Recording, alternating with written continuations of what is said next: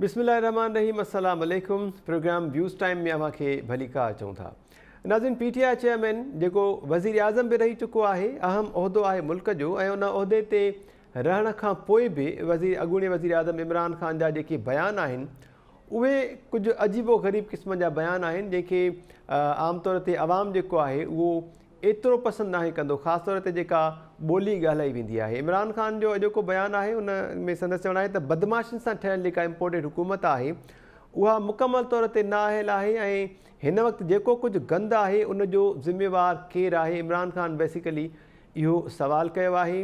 अव्हांखे ॿुधायूं त Imran Khan chief election commissioner ख़िलाफ़ु जुडिशल रेफरेंस मोकिलण जो फ़ैसिलो करे छॾियो आहे। इहो ऐलान बि कयो आहे। चीफ इलेक्शन कमिश्नर या इलेक्शन कमीशन खां PTI या इमरान ख़ान खे आख़िर जीअं चइजे त मसइलो कहिड़ो आहे, छा सबबु आहे जो इलेक्शन कमीशन ऐं चीफ इलेक्शन कमिश्नर ख़िलाफ़ु PTI मुसलसल मुहिम हलाईंदी असांखे नज़र अचे पई। इहो अहम मामिलो आहे, इन ते ॻाल्हि ॿोल कंदासीं। ॿियो त इमरान ख़ान जी भञडरा वारा जेके केसिस दाख़िल थियल आहिनि इमरान ख़ान ख़िलाफ़ु, अव्हांखे यादि हूंदो धरणे वारे दौर में, उनखां पोइ उन्हनि मां 10 केसिस में इमरान ख़ान जी ज़मानत मंज़ूर थी आहे। अव्हांखे ॿुधी हैरत थींदी त रुॻो 5000 रुपयनि जे मचलकनि एवज़ इमरान ख़ान जूं ज़मानतूं मंज़ूर थियूं आहिनि।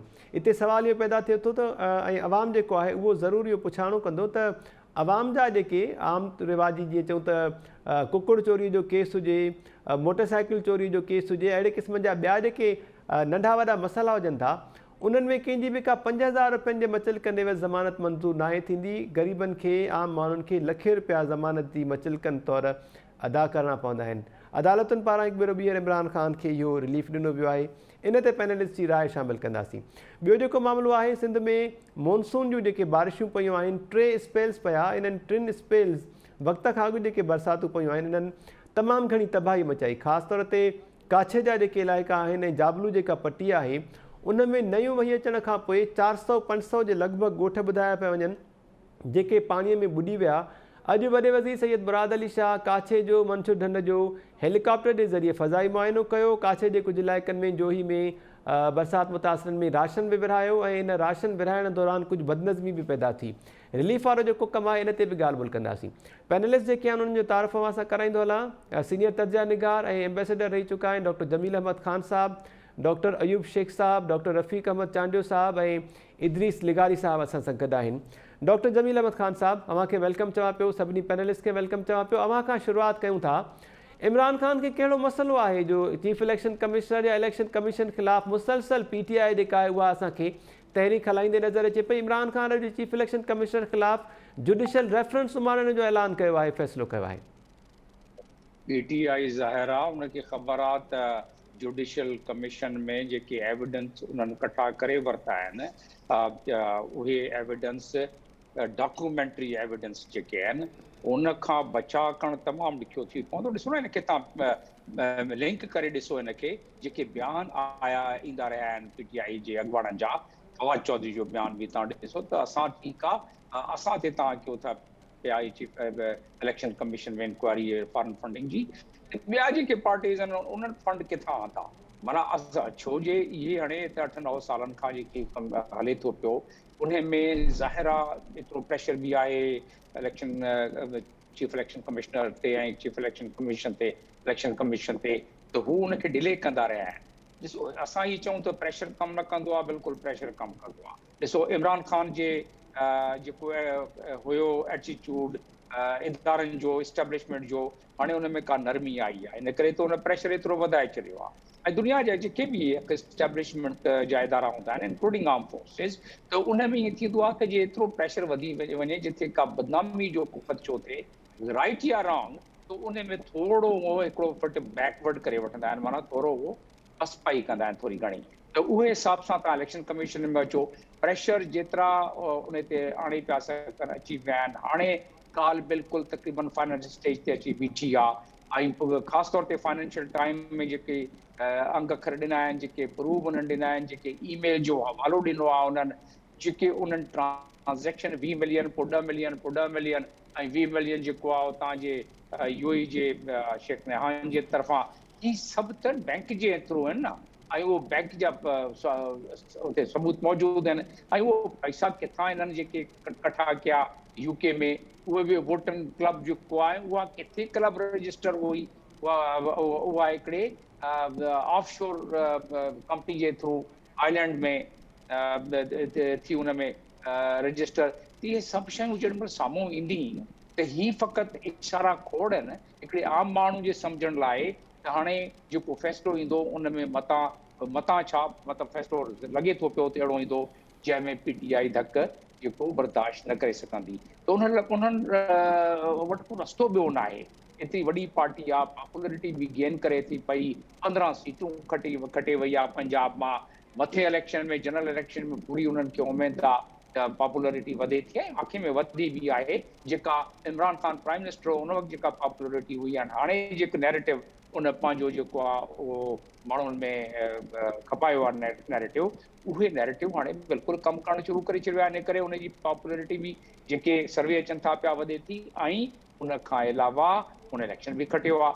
त उन सूरत में त पाण जी ख़ुदकशी छो कंदो? उहो त हर हरबो इख़्तियार कंदो त जंहिंमें इलेक्शन कमीशन जेको आहे कमिश्नर खे हटाइनि या कंहिं लिहाज़ सां इहो जजमेंट पोस्टपोन थी वञे, या पोइ हाणे जेके बि पार्टीज़ आहिनि उन्हनि जी इंक्वायरी इकठी करे कनि त उन में 10-12 साल लॻी वेंदा, ॻाल्हि ख़तमु थी वेंदी।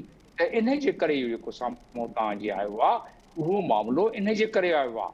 हाणे प्रॉब्लम इहा आहे त उहो जे मामिलो इहो न अचे हा साम्हूं, एतिरा साबिती एतिरी न अचनि हा साम्हूं, त एतिरी को उन में हाइपर थियण जी का ज़रूरत उन में पवे ई न आहे। बिल्कुलु बि हाइपर थियण जी ज़रूरत पई इन करे आहे त उहो मां चोर आहियां, हू बि चोर आहे, चोथों माण्हू बि चोर आहे, सभई चोर आहियूं त असां हाणे हिनखे दफ़न कयूं, इनखे छॾियूं।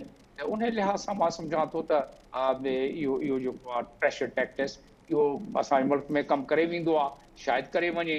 ऐं जंहिं लिहाज़ सां उनजो असरु थो पवे इन प्रेशर टैक्टिस जो, जंहिं लिहाज़ सां इन रिफ्ट ऐं इन मामलनि जो जेको असांजे ट्रेड ते, कॉमर्स ते, डॉलर ते 250 ताईं पहुचाए छॾियो आहे विड़ी विड़ी असां जेके अफ़रा तफ़री फैलाए ही जेका स्टेट ऑफ अनसर्टनिटी असां कई आहे उनजे तहत ठीकु आहे असां फाइनेंशियल पोज़ीशन असांजी एतिरी सुठी न आहे, पर एतिरी बि ख़राबु न आहे त 250 ते डॉलर पहुची वञे। ही सभु शयूं जे तव्हां मिलायो त असां इन जो पब्लिक इन जी भोगे थी पई ऐं पब्लिक भोगंदी इन मामले में। इमरान ख़ान हुजे या ॿियूं पार्टी जेके हुजनि, इहो पंहिंजो कोशिशि कंदा त पंहिंजो जेको आहे फ्लैश ऑफ पाउंड, पंहिंजो जेको आहे पाउंड ऑफ फ्लैश जेको आहे उहो कंदा रहनि, गोश्त जेके माण्हुनि जो नोचनि ऐं उनजो पटनि उन्हनि खां ऐं खसनि कंहिं लिहाज़ सां।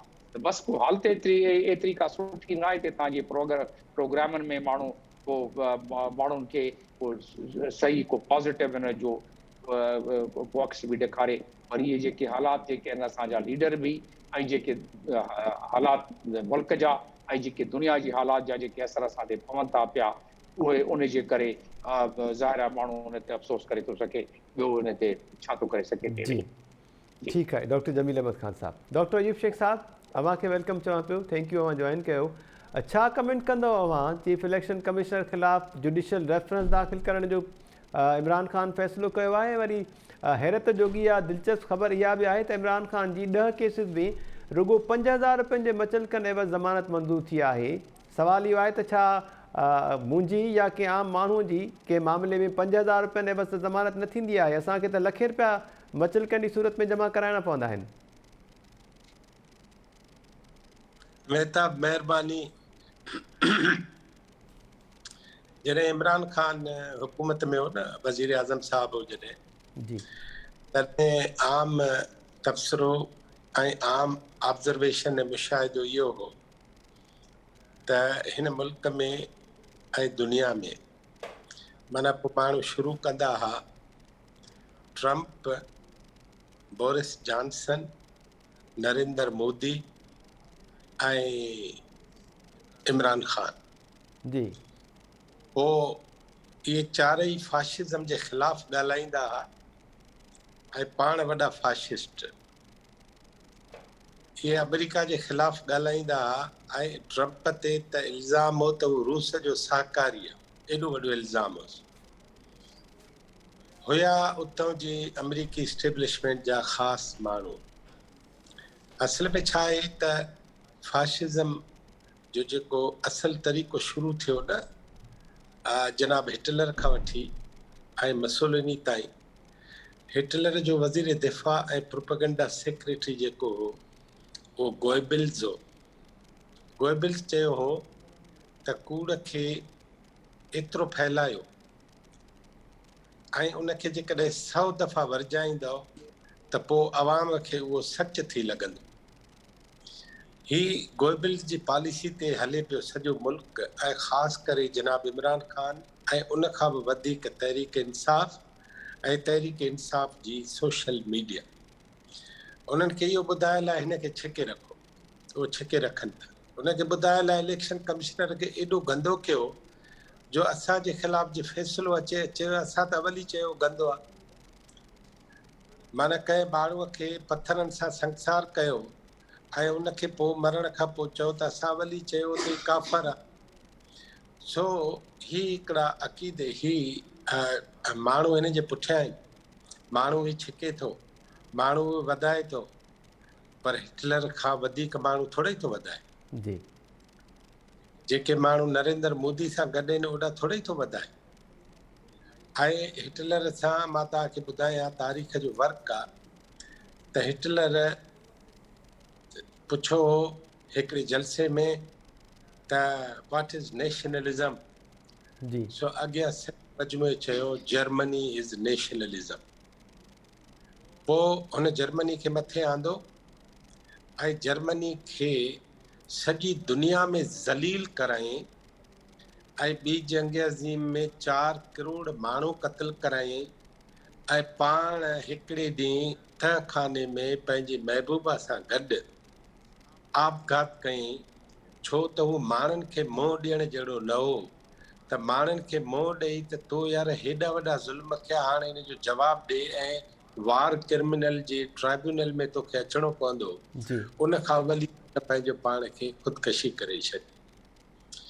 हिते छा आहे, नंढड़ा नंढड़ा हिटलर असां पैदा कया आहिनि, उहे सभ खां ॾिसो जनरल ज़ियाउल हक़ निज़ाम मुस्तफ़ा जो नारो हणंदो इस्लाम खे नवज़ बिल्ला वॾे में वॾी ख़्वारी जनरल ज़िया जे वक़्त खां मिली आहे। पाकिस्तान जेको मुसलमाननि लाइ ठहियो, पर पाकिस्तान ठहण खां पोइ हिन शहर कराची समेत सॼी सिंध में सुनी शिया अवल असां ॿुधो ई न हो। इन करे तव्हां नालनि ते ॻाल्हियुनि ते नारनि ते न वञो। जी असल ॻाल्हि आहे त इन जे पुठियों का ॿी ॻाल्हि आहे। ऐं हुन वारी ॻाल्हि त निटण उस में माण्हू विच घिटीअ में सुतो पियो, सभु पिया चवनि यार उस में सभु उथारनि पिया उथ उथ, उस उथ गर्मी आहे, ॾींहुं लॻी वेंदई, हो न पियो थिए। पोइ हुनजी माउ ॾे विया, पोइ हुनजी माउ खे चयूं त हू अरबाब अली ॿार उस में सुतो पियो आहे ऐं उथे ई नथो। जी चई अबा मुंहिंजो मूंखे ख़बर हूंदी त उस में सुतो छो पियो आहे। थोरा माण्हू हेॾे होॾे पिया त पैसा पिया, उन्हनि पैसनि खे लिकाइण जे लाइ उहो उस ते सुतो पियो। सो असल ॻाल्हि इहा आहे त नंढे खां नंढी चोरी खे पकड़ण लाइ बि तव्हांखे तकलीफ़ूं करणियूं थी पवनि ऐं नंढे खां नंढे फ़ैसिले खां अॻु में तव्हांखे प्रोपेगेंडा करणी थी पए। चोरियूं उहा पकड़ण जे प्रोपेगेंडा लाइ बि ऐं चोरियूं लिकाइण जे लाइ बि तकलीफ़ बर्दाश्त करणी थी पवे डॉक्टर साहब। हाणे अचूं था, मां ईअं थो कयां त पाकिस्तान जे अॼु ॿिनि अहम तरीन सूबनि में, ॿई स्ट्रेटेजिक सूबा आहिनि, जी हिकिड़े जी इंडिया सरहद थी मिले, ॿिए जी पंहिंजे अफ़गानिस्तान सां सरहद थी मिले। ॿिन्ही हंधनि ते मोहतरम इमरान ख़ान साहब जी पार्टी जी हुकूमत आहे। जी 5000 ते अॼु उनखे मैजिस्ट्रेट ऐं जज 10 केसनि में ज़मानत ॾिनी आहे। भला इन ॿिनि सूबनि में उतां जे हारियुनि जे लाइ घटि में घटि हारी आहिनि। हिन दुनिया में घटि में घटि जेकॾहिं को मिसकीन हूंदो, मुआशी तौरु ख़्वार ऐं ख़राब ऐं बदाल हूंदो, हारी थी सघे थो न। कुड़मी हारी जी उन हारी केस पंजाब में ऐं केपी में जॾहिं बि अचनि त 5000 जे एवज़ मूंखे ज़मानत वठी ॾेखारियो। असल ॻाल्हि छा आहे त ज़मानत मैजिस्ट्रेट थो ॾिए, ज़ामिन खे ॿिया आहे। जी इन करे इहा तव्हांखे 5000 ई भरणा पवंदा, छो त अॻियां इमरान ख़ान आहे ऐं बकौल जमील अहमद ख़ान साहब जे त हू पंहिंजो धाक ऐं सिको जमाइण लाइ अवल ॻाल्हि एतिरी मथे वधाए थो छॾे जो सभु इदारा पाण दॿाउ महसूस था कनि। पर जेतिरी असांखे तारीख़ी तौरु ख़बर आहे त हीअ ॻाल्हि बि सम्झी छॾिजो त चीफ इलेक्शन कमिश्नर ते इहो जेको कुझु थिए पियो, जी डॉक्टर साहब। इहो जेको कुझु कयो पियो वञे, इन चीफ इलेक्शन कमिश्नर ते इन जो हिकिड़ो दॿाउ इहो बि आहे त फ़ैसिलो जल्दी अचणु खपे, जी ऐं जे फ़ैसिले जल्दी अचण ऐं फ़ैसिले न ॾियण जे विच में बैलेंस ख़राब थी वियो त पोइ पाकिस्तान जा मसइला अञा ख़राब थी वेंदा। जी ठीकु आहे डॉक्टर अयूब शेख साहब। डॉक्टर रफ़ीक मचांडियो साहब, थैंक यू सो मच अवां जॉइन कयो। अवांजो छा कमेंट आहे? इमरान ख़ान PTI सरबराह ऐं अॻूणो वज़ीर आज़म इहो सवाल थो करे त मौजूदा जेको गंद आहे, इन गंद जो ज़िम्मेवार बेसिकली केरु आहे ऐं बदमाशियुनि सां ठहियल जेका इम्पोर्टेड हुकूमत आहे उहा मुकमल तौर ते नाअहल आहे। छा कमेंट आहे अवांजो सर? ॾिसो डॉक्टर अयूब साहब ॾाढो सुठो हिन ते ॻाल्हायो, जेको मूंखे बि ज़हन में इहो अचे थो पियो त जेको फाशिज़म आहे उन जी जेके बेसिक इंग्रीडियंट्स आहिनि उहे इहे आहिनि त तव्हां पाण ई कयो उहे ग़लति कारियूं वरी ॿियनि ते हणी उन ख़िलाफ़ु एतिरो त उनखे ज़ोर सां पुकारियो जो माण्हू चवनि त बिल्कुलु हीउ सही थो चए। इहा मीडिया वार जेका आहे या मीडिया स्ट्रेटजी जेका आहे या इमरान ख़ान लाइ कंहिं अरसे खां वठी शुरू कई वई आहे पाकिस्तान में हुन लाइ नवां कानून आहिनि। पाकिस्तान में इमरान ख़ान जी का बि इवेल्यूशन नथी थी सघे। पाकिस्तान में इमरान ख़ान जे ख़िलाफ़ को बि केस नथो ठही सघे। पाकिस्तान में इमरान ख़ान कंहिं बि कोर्ट में ॾोही तौर ते बीह नथो सघे। पाकिस्तान में इमरान ख़ान को बि कूड़ ॻाल्हाए, को बि ग़लति कमु करे, उन ते कुझु बि न थी सघे।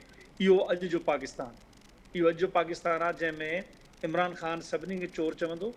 इमरान ख़ान चवंदो त ज़रदारी चोर आहे, इमरान ख़ान चवंदो त शरीफ़ चोर आहिनि।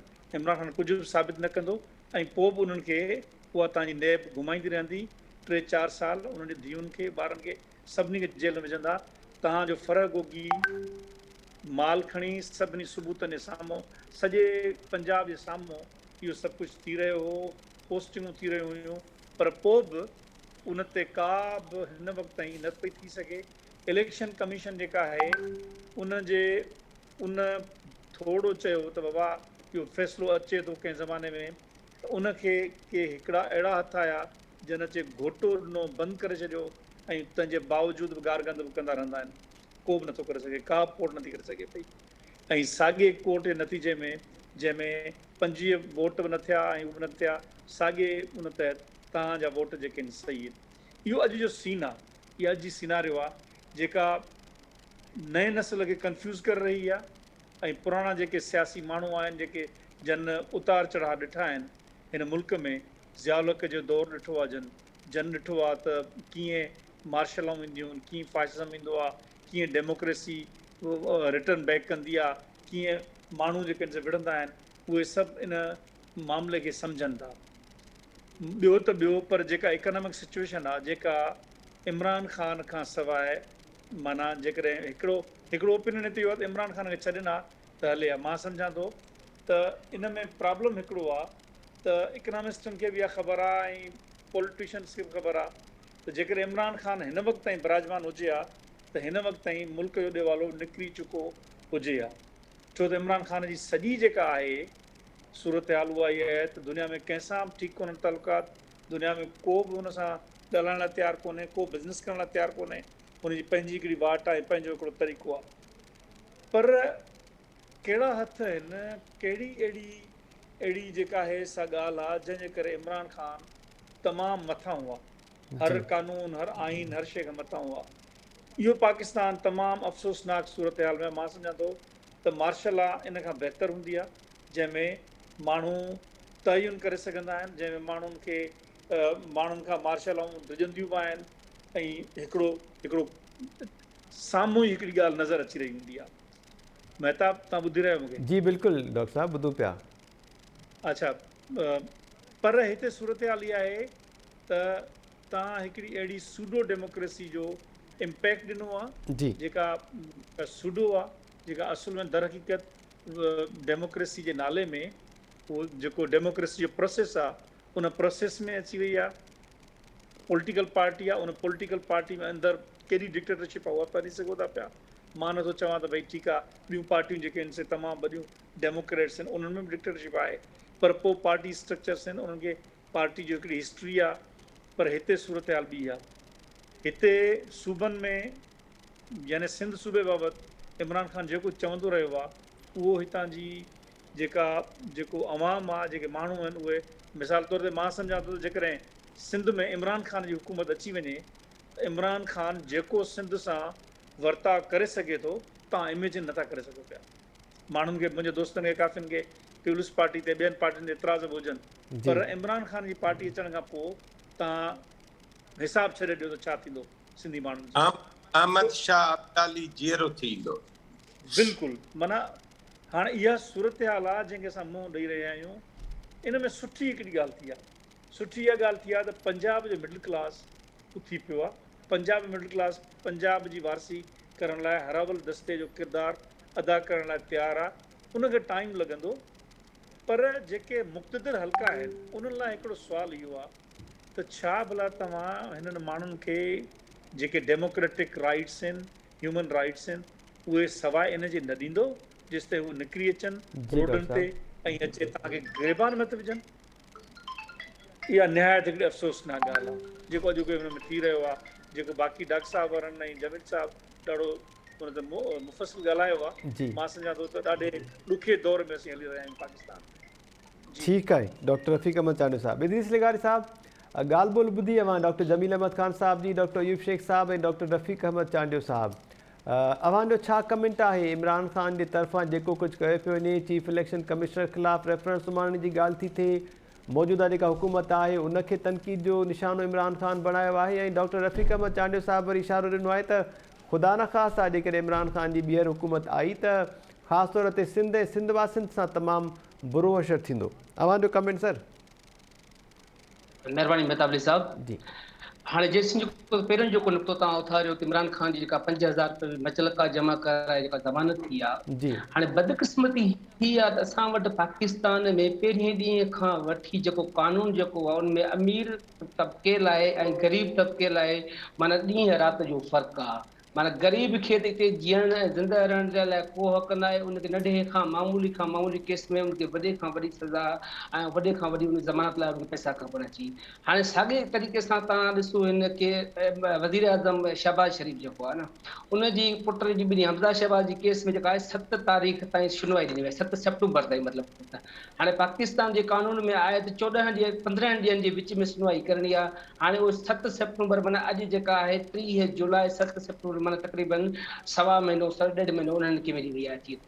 तंहिंजे करे पाकिस्तान में जेको ॿिटो निज़ाम आहे, अमीर जे लाइ हिकिड़ो ऐं ग़रीब जे लाइ ॿिए, ऐं ख़ासि तौर ते हुकुमरान ऐं हिज़्ब इख़्तिलाफ़ लाइ कानून ॿिया आहिनि।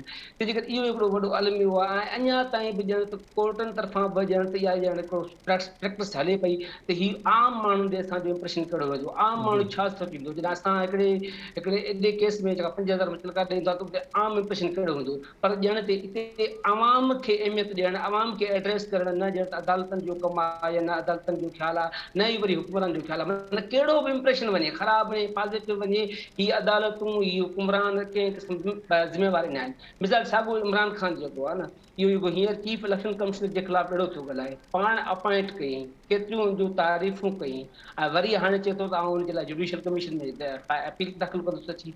बाबा कल्ह जॾहिं हुन इलेक्शन कमिश्नर फ़ैसिलो लिखाइणु शुरू कयो आहे त तव्हांखे इहो अची वियो त हाणे मां जुडिशियल कमीशन ते वञा।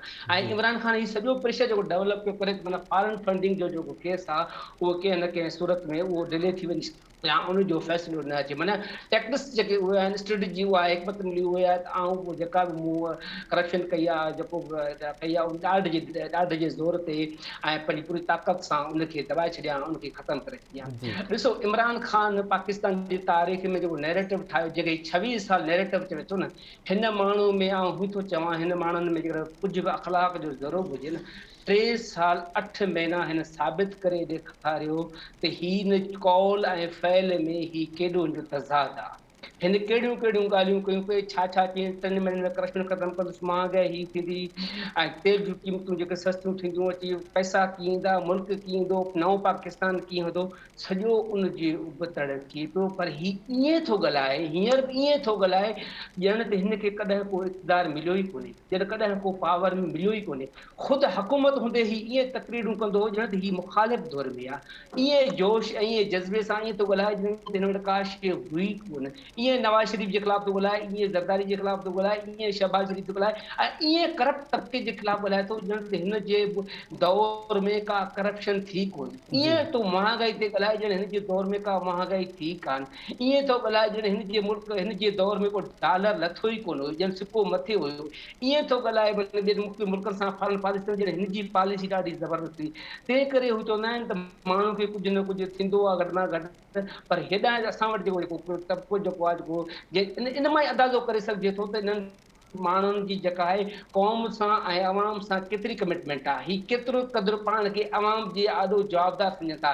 जेको माण्हू हुकूमत निकिरण खां पोइ लाहौर में जलसे खे ख़िताब कंदे चए थो त मूं नवाज़ शरीफ़ खे ऐं ज़रदारी खे सज़ा ॾियारण लाइ कोशिशि कई हुनखे अचे, पर जिन वटि असुलु पावर हुयो ऐं जेको उहे न पिया चाहिनि त उन्हनि खे ऐं उहे ॿियो त उहे करप्शन खे ख़राबु न पिया जी सम्झनि, त पोइ अख़लाक़ी तौर ते नवाज़ शरीफ़ वधीक ॾोहारी आहे, ज़रदारी वधीक ॾोहारी आहे, या जंहिंजे लाइ इमरान ख़ान चइबो जिन वटि असुलु पावर जेको आहे उहे वधीक ॾोहारी आहिनि।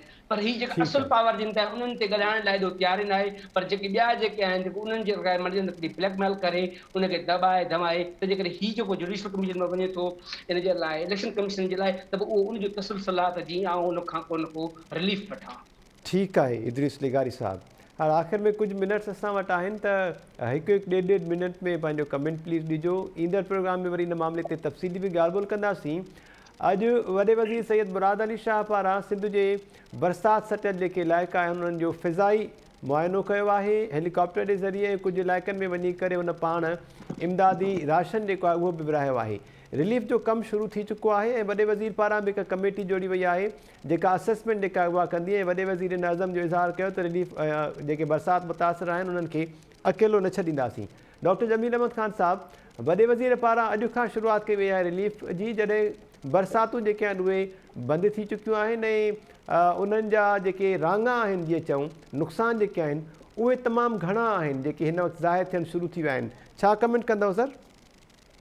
न, तव्हां पोयनि 10 सालनि जो ॾिसो, इहे ई हेलीकॉप्टर जा फोटो तव्हांखे नज़र ईंदा, इहे ई तव्हांखे रिलीफ प्रोग्राम तव्हांखे नज़र ईंदा। त हीउ फोटो सेशन ठीकु आहे, पर असुलु ॾिसणो इहो आहे त अवाम खे रिलीफ लाइ इन्हनि वटि एतिरा रिसोर्सिस आहिनि, जे न आहिनि त इन्हनि कोशिशि कई आहे त एतिरा रिसोर्सिस पैदा कनि, एतिरी पंहिंजी जेका आहे उहा सख़्त कनि त ग़रीबनि खे, ऐं जेकी शइ इन्हनि वटि आहे जेके विराइनि था पिया त उन ते जहिड़ो कराइण जे बदिरां उनखे एॾे बदनज़मी जे हिसाब सां न विराइनि, उन्हनि खे अहिड़े हिसाब सां विराइनि त माण्हुनि खे को टके पैसे जी रिलीफ मिले। हाणे प्रॉब्लम त इहा आहे न असां वटि त तव्हां 50, 60, 100, 200 पॉइंट तव्हां हाणे असां उनखे कढी ॾेई था सघूं त पोयनि 10 सालनि में जॾहिं वधीक मींहुं पियो आहे उन्हनि हंधनि ते ई प्रॉब्लम माण्हुनि खे पई आहे, उन्हनि ॻोठनि में ई ॿोॾि आई आहे, उन्हनि रस्तनि रोडनि ते जेको आहे पाणी बीठो आहे, उन्हनि ई रोडनि रस्तनि ते माण्हू पंहिंजो जेको आहे सॼो सामान अची घर बार अची रोडनि ते अची या बंदनि ते अची उन्हनि पड़ाव कयो आहे। पर सुवाल इहो हमेशह ईअं ई रिलीफ वारो सिलसिलो हलंदो आहे। मुंहिंजी हिन दफ़े तमन्ना आहे, दुआ आहे त कुझु उन्हनि खे टके पैसे जी रिलीफ मिली वञे, न त रिलीफ जेको आहे फोटो सेशन वधीक हूंदो आहे ऐं पोइ असांजा जेके उते अमलदार आहिनि उन्हनि जो बि मज़ा ऐं ठठ थी पवंदा आहिनि। रिलीफ जे बहाने कुझु 4 पैसनि जो फ़ाइदो उन्हनि जो बि थी पवंदो आहे, फ्लड जे बहाने जेको आहे उन्हनि जेको रोड रस्तनि खे ठाहिण में 4 पैसा उन्हनि जा बि ठही वेंदा आहिनि, पोइ बंदि शंद ठाहिण में उन्हनि खे ई पैसा बची पवंदा आहिनि। त हीअ असांजो जेॾो महिल हाल आहे त माना इहो थियो त असांखे गवर्नेंस सिस्टम खे सुधारणो पवंदो, असांखे हक़ ऐं सच ते कुझु न कुझु मामिलो हलाइणो पवंदो, त तॾहिं असांजे रिलीफ प्रोग्राम उहे सही माण्हुनि ते पहुचंदा, न त सही माण्हुनि ते न पहुचंदा। जी ठीकु आहे। डॉक्टर अयूब शेख साहब, अवां जो कमेंट रिलीफ वारे मामले ते? हिकिड़ियूं ॻाल्हियूं त जमील अहमद ख़ान साहब कयूं आहिनि, मां रिपीट नथो कयां। जी इम्पॉर्टेंट ॻाल्हि आहे, उहा तव्हां ॿुधो। जी डॉक्टर साहब। उहा ही त माण्हू जेके इमदादी ट्रकुनि ते काहि था पवनि न, उन्हनि खे इहो ज़हन में रखणु खपे त शायदि जेके घरनि मां न अची सघिया आहिनि उहे हिननि खां वधीक घुर्जा हुजनि जी ऐं जेका फुर लुट शुरू था करे छॾनि, इहो ख़ुदि सिंध जे एजुकेशन मिनिस्टर खे सम्झणु खपे त असां वटि तालीम जो अशर छा आहे। जेका बि क़ौम कतार में बीहण न सिखंदी उहा कॾहिं बि कामयाब न थी सघंदी। हिकिड़ी ॻाल्हि। जी ॿी ॻाल्हि हीअ आहे त मां तव्हांजे मार्फत मोहतरम आसिफ अली ज़रदारी, जनाब बिलावल भुट्टो ज़रदारी, साईं मुराद अली शाह साहब चीफ मिनिस्टर सिंध ऐं उन जी सॼी काबीना खे हथ ॿधी अर्ज़ थो कयां, उहो हीअ आहे त जेसि ताईं अवां बरसाती वहकिरनि ते बंदिशूं परे न कंदव, रुकावटूं न हटाईंदव, मींहं जी प्रॉपर असेसमेंट करे ऐं नदियूं नाला उन नमूने न ठाहींदव, तेसि ताईं तव्हां हर ॿिए चौथे छहें साल सिंध जे माण्हुनि खे ई अज़ाब पिया ॾींदव ऐं सिंध जे माण्हुनि खे अज़ाब ॾियणु बंदि कयो ऐं पंहिंजो पाण खे इन लाइक़ु बणायो। ऐं जीअं जमील अहमद ख़ान चयो त 4 ॾोकड़ असांजे महिरबान ऑफिसरनि खे बि बचनि था। जी मां त चवां प्रिवेंशन जे लाइ ऐं इन्हनि समूरनि लंघनि ऐं जेके बि बंद ॿधल आहिनि दरियाहनि ते, नदियुनि ते, बरसाती नालनि ते, वहकिरनि ते, नेकालनि ते, उहे सभु हटायो। तव्हां सिंध ते थोरो कयो, सिंध ते रहम कयो। आउं तव्हांखे हिकिड़ी ॻाल्हि तारीख़ जे हवाले सां थो ॿुधायां जी डॉक्टर त साहब 6000 में सिंधु दरिया 13 दफ़ा वहकिरा बदिलाया ऐं उन 13 जेके बादशाहतूं ऐं ख़ानदानी जेके बादशाहियूं से ख़तमु थियूं। अवां जेकॾहिं पंहिंजी पार्टी ऐं पंहिंजी ख़ानदानी बादशाहत खे बाक़ी जारी रखणु था चाहियो त सिंधु दरिया ऐं पाणीअ सां का बि खरमस्ती न कयो। ही कुदरत जो निज़ाम आहे, इन पाणीअ खे पंहिंजो रस्तो खपंदो, न त सभिनी खे लोड़े छॾींदो। ठीकु आहे। डॉक्टर रफ़ीक अहमद चांडू साहब, अव्हांजो छा कमेंट आहे सर इन मामले ते? ॻाल्हि इहा आहे त जेका डॉक्टर साहब ॻाल्हि कई आहे उहा बिल्कुलु सही आहे, पर हिन में प्रॉब्लम इहो आहे त जेको डिज़ास्टर स्ट्राइक थियण जी जेका स्पीड आहे उहा हाणे एनवायरमेंट जे करे वधी चुकी आहे। जी डिज़ास्टर जा 2 जेके एरियाज़ आहिनि, हिकिड़ा आहिनि शहरी इलाइक़ा जिन में पाणी गॾु थिए थो, निकिरे नथो। ॿियो हिन वक़्तु जेको अफेक्टेड आहे उहो असां वटि काछे वारी एरिया आहे। हाणे इन सॼे में माण्हू जेके आहिनि, सो डॉक्टर साहब जी ॻाल्हि सही आहे, पर डॉक्टर साहब मां इहो तव्हांखे ॿुधायां त ग़रीब माण्हू न मैनर्स में ईंदो आहे, न कि जेके माण्हू बुख मरंदा आहिनि उहे कतार जो इंतज़ारु न कंदा आहिनि, उहे ईअं ई बिहेव कंदा आहिनि। सुवालु इहो आहे त जेके असांजा इदारा आहिनि उन्हनि खे जेका प्रिपेयर्डनेस आहे उन जे हवाले सां रखियो वञे त बहितरु थींदो।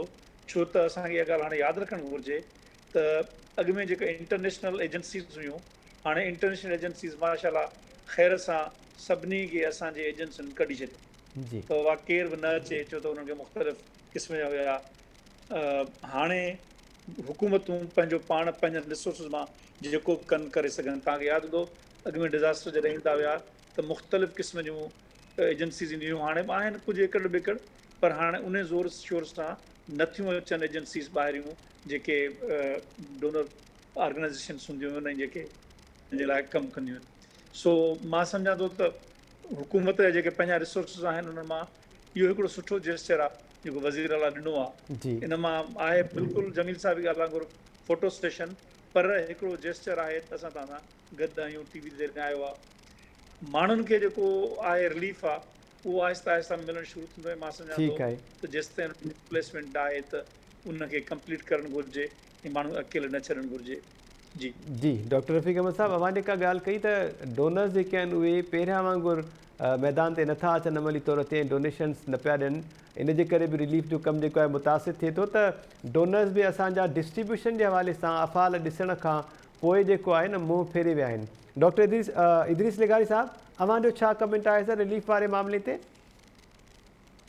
बिल्कुलु ऐं दोस्तनि सां इतफ़ाक़ कंदे पोइ हिन ॻाल्हि में वाधारो थो कयां त भला हर शइ जेको असां वटि डिज़ास्टर जेको अचे थो जी उन खां पोइ बंदोबस्तु कयो थो वञे, पोइ हुकूमत मुतहरिक थिए थी, पोइ NDM जेको आहे जॾहिं हींअर 100 अरब रुपया बजट में रखिया विया आहिनि जी नेशनल डिज़ास्टर मैनेजमेंट अथॉरिटी लाइ, माना 100 अरब रुपया रखिया विया आहिनि। त भला उहो पोइ ईंदियूं छा? भला अॻु में अंदाज़ो न हो त असां वटि मॉनसून केतिरी आहे, पोइ उहे जेके अहम लंघ जेके आहिनि उन लंघनि ते हुकूमत NDM ॿियनि छा कयो त उनखे कीअं बचाइजे। पर बदकिस्मती हीअ आहे त असांजा जेके हुकुमरान तबिका आहिनि, इदारा जेके आहिनि उहे चाहिनि था त हिते वॾियूं ॿोॾियूं ऐं वॾियूं तबाहियूं थियनि जीअं वधि खां वधि पैसा खाई सघनि ऐं कमाए सघनि। कोरोना में ॾिठोसीं छा थियो, सुप्रीम कोर्ट साबित कयो त पाकिस्तान में केतिरी करप्शन थी, जेका $4.5 अरब डॉलर्स में केतिरी करप्शन थी। तंहिंजे करे असांखे हिन टाइम जेको आहे इहो जेको करप्शन जो ऐं माल कमाइण जे लाइ पूरो साल पियो आहे, पर ही जेके 10-15-20 ॾींहं आहिनि ग़रीब मिसकिन माण्हुनि जूं ज़िंदगियूं बचाइनि ऐं उन जे लाइ असांजे इदारनि खे ऐं हुकूमतनि, सूबाई हुकूमतनि ऐं वफ़ाक़ी हुकूमत खे कमु करणु खपे। ठीक है। इदरीस लिगारी साहब thank you so much. Doctor Rafiq Machande साहब thank you so much. Doctor Ayub Shaikh साहब अवां जी वॾी वॾी महिरबानी। डॉक्टर जमील अहमद ख़ान साहब अवां जी बि वॾी वॾी महिरबानी। Thank you so much. नाज़रीन, अॼु के प्रोग्राम में इमरान ख़ान पारां चीफ इलेक्शन कमिश्नर ख़िलाफ़ जेको जुडिशियल रेफरेंस दाख़िल करण जो फ़ैसिलो कयो वियो आहे। इमरान ख़ान जी 10 केसिस में 5000 रुपयनि जे मुचलकनि एवज़ ज़मानतूं जेके मंज़ूर थियूं आहिनि, इन ते ॻाल्हि ॿोल थी। ऐं गॾोगॾु वॾे वज़ीर सैयद मुराद अली शाह अॼु खां वठी रिलीफ ऑपरेशन जो बाक़ाइदा उन जी शुरूआति करे छॾी आहे। जोही ऐं काछे जे कुझु इलाइक़नि में वॾे वज़ीर बरसाति मुतासिरनि में रिलीफ जो राशन बि विरहायो आहे ऐं इंतिज़ामिया खे हिदायतूं कयूं आहिनि त फ़ौरी तौर ते असेसमेंट जेका आहे उहा कई वञे जीअं मुतासिरनि जी वधि खां वधि मदद थी सघे। ईंदड़ प्रोग्राम ताईं ॾींदा इजाज़त। अलाह निगहबान।